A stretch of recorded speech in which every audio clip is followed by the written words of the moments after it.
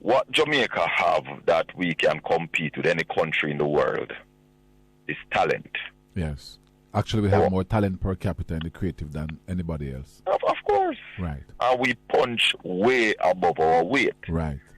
Now, the culture and the creative industry is valued at $3 trillion annually. Wow. So every year, $3 trillion is earned from the culture and the creative industry. Wow. How much is Jamaica earning from that? The last figure that was given out, I think it was in the budget 2022-2023. Minister Green said we made $2.2 billion. 2.2 billion Jamaican dollars. Well, at the time, I understand it to be Jamaican. Right. Since I and other people start talking about it, we hear like they are saying it's US. Anyway, whichever one, big difference, it is minuscule. Though. Big difference, yeah. Right, and whichever one, it is still minuscule. Because based on what we have as a country, we should be making way more than that. So we have looked at the industry and said that within the next 10 years, we should be earning 1% of that $3 trillion, which valued to be $30 billion. However, when we look at it from the People's National Party, we are saying in our first term, we should get to 0.25%. That's a quarter of a percentage point, right? Which is $7.5 billion. Now, if we can earn that in 1 year, Dr. Gale, you will see the economy growing by somewhere at about 5%. Right, because I don't know if you listened early this morning, we were talking about, this is Ralston and myself, we're talking about what needs to be discussed later today in the debate. And we were saying that we have to talk about the creative area where literally, clearly, that is where we have the most advantage in the world. When some people here talk about these figures, them like $30 billion is bigger than the Jamaican economy. Yes, it is.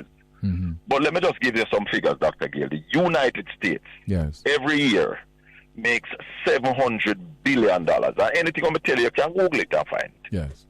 $700 billion annually from the culture and the creative industry. Wow.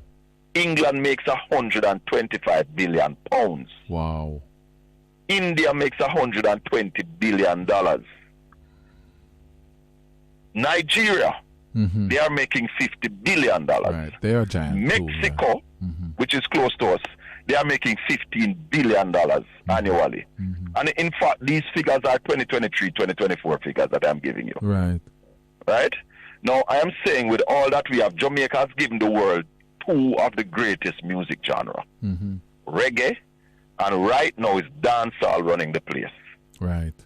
And we sit down not investing in the culture and the creative industry. And that's why. And we haven't got to sports yet. Sports is a part of it, Dr. Gale. Right. No, I'm saying, I'm saying in your discussion. Where we punch in sports, right? Right. The fastest man in the world, the fastest woman in the world. Well, let me give you the figures. Three of the top five are Jamaican men, and two of the top five women are Jamaicans. There you go. Yeah. So what tells us, that's money in the bank, so that's money in the bank. Right, and what that tells you is that you already have ready-made stars. Right. So not like South Korea would go and come up with a music called K-pop to drive their culture and creative industry. Right. We have it already. Right. And that is why the PNP is saying to the people of Jamaica that, for starters, we are going to put a $1 billion fund to assist our creatives. Yes. But that aside, Dr. Gale, we have to understand how you can make the money from the culture and the creative industry. Right. And I'll simplify it by saying to you and your listeners, what we need to do, or what we are going to do, is package Jamaican culture in a bucket called entertainment. And we are going to export that. So you say we short and export what your Ralph was talking about this morning. Right. We're not producing enough. Right. This is what Jamaican people love. Every Jamaican think they're a star, you know. Yeah. Every Jamaican thinking can be a movie star and can be a DJ or a singer. Yes, man. So we are going to engage the young people of this nation, all who have talent. A man sit down on a corner, Dr. Gale, and talk and give some joke, you laugh till you roll. We are going to put those on screen. So it's not just film, it's screen. Because that's how you make money from the culture and the creative industry. Right. That's how you export it. Right. You package the whole culture in a film, And you can bring all the world to Jamaica, but you can take Jamaica to the world through screen. Right. So we are going to do that, and we intend, Dr. Gale, to create easily 5,000 new billionaires right in Jamaica through the culture and the creative industry. And that's direct. 5,000 new billionaires. Billionaires. Within a decade. Within a decade. Wow. But look at this, Dr. Gale. Some people might say, yo, that can't happen. Impossible. Let me show you something. Look at Vibes Cartel. We never invest not much in a Vibes Cartel. No. But Vibes Cartel is a multi-billionaire. Beanie Man, Sean Paul, Shaggy, Barry Salmon. You want me to name more? No, man, it's a lot. Shelley and Fraser Price, Usain Bolt, Chris Gayle. Yes. We have been doing it, but we have not been organizing it, and we have never had a structure.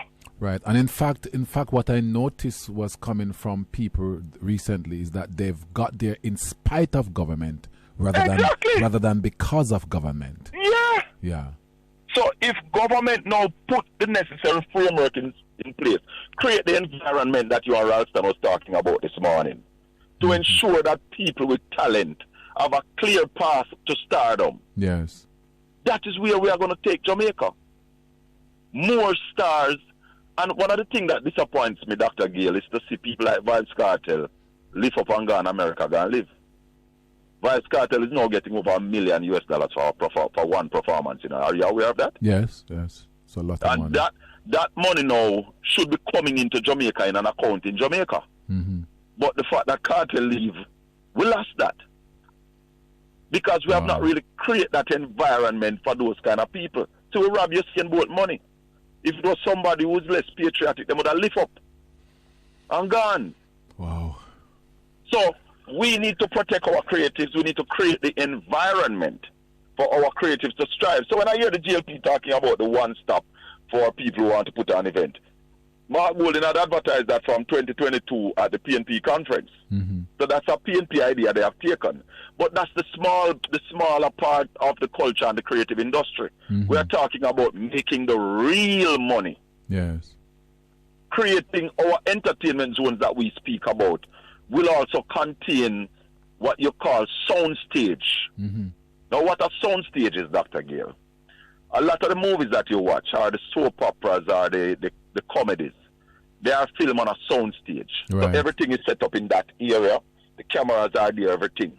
And you just rent it or lease it for a month, and you do your movie. We are going to set up some of that in our entertainment zones that we are talking about. So we're not talking about just an area where you go and keep a dance. Our entertainment zone will have all the necessary facilities, the bathroom, the permanent stage, the shops, everything will be in there. So it will be ready. We call it turnkey. Yeah. You rent the entertainment zone, all you need to bring is the entertainment. Everything else will be there. Bless up, my brother. Some good ideas there and a good response to our questions this morning. God bless, yeah? So we're going to grow the economy. Yes, man. I hear Bless you. up. Good.